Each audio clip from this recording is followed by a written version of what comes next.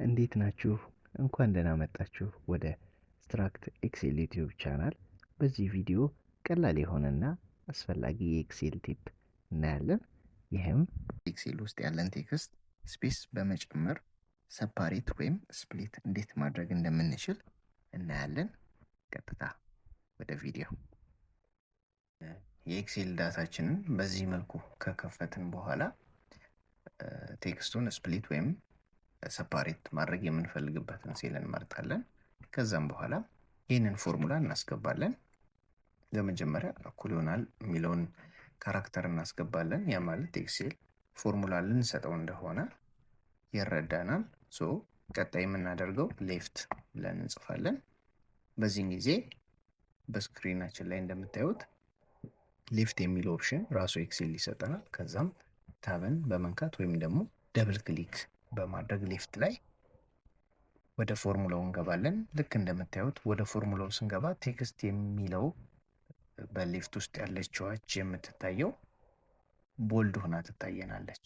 ያ ማለት ስፕሊት ወይም ሰፓሬት ልናደርግ የፈለግነውን ሴል እየጠየቀን ነው ማለት ነው ኤክሴል። ሶ ሄሎ ወርልድ የሚለውን ሴል እንመርጥለታለን። ከዛም በኋላ ኮማ በማስገባት ሰፓሬት ማድረግ ከምንፈልገው ቴክስት ውስጥ ሄሎ ወርልድ የሚለው ሄሎ እና ወርልድ የተባሉ ሁለት የተለያዩ ቴክስቶች ነው በአንድ ሴል ውስጥ ያሉት።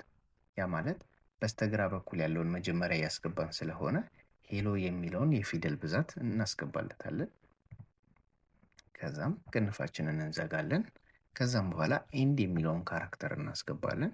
ከዛ ኮቴሽን ማርክ ወይም ደግሞ ደብል ኮትን እንመርጥና ከዛም በኋላ ሰፓሬት ማድረግ የምንፈልገው በምን አይነት ካራክተር ነው? በስፔስ ካራክተር ነው ወይስ በሌላ አይነት ካራክተሮች ነው? እሱን እንደ ምርጫችን። እኔ ግን አሁን ላሳያችሁ የፈለኩትኝ ስፔስ የሚለውን ካራክተር በመጠቀም ስለሆነ በኪቦርድ ላይ ስፔስን በመንካት ከኮቴሽን ማርኩ ቀጥሎ ስፔስ አስገባለሁ ማለት ነው። ከዛ በኋላ መልሼ ኮቴሽን ማርኩን እዘጋዋለሁ። ከዛም በኋላ እንደ በፊቱ ኤንድን አስገባለሁ የኤንድን ካራክተር። ከዛም በኋላ ራይት ብዬ ጽፋለሁ። አሁንም እንደምታዩት በኤክሴል ስክሪኑ ላይ ምን ያሳየናል?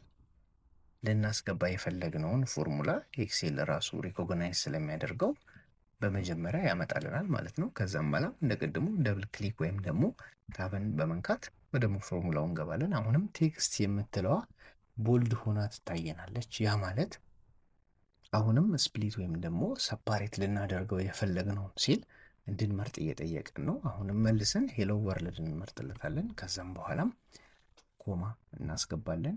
ከዛም በኋላ አሁንም ከሄሎ ወርልድ ውስጥ አሁንም ራይት የሚለውን ስላስገባን በስተቀኝ በኩል ያለውን የቴክስት የፊደል ብዛት ይጠይቀናል። ያ ማለት የወርልድ 5 ስለሆነ 5 እናስገባለን። ከዛ በኋላ ቅንፋችንን እንዘጋለን። ከዛም በኋላ ኢንተር በማለት በኤክሴል ላይ ሄሎ ወርልድን እንዴት ስፕሊት አድርገን ከዚህኛው ወደዚህኛው ሄሎ ወርልድ እንደቀየር ነው ማየት ችለናል።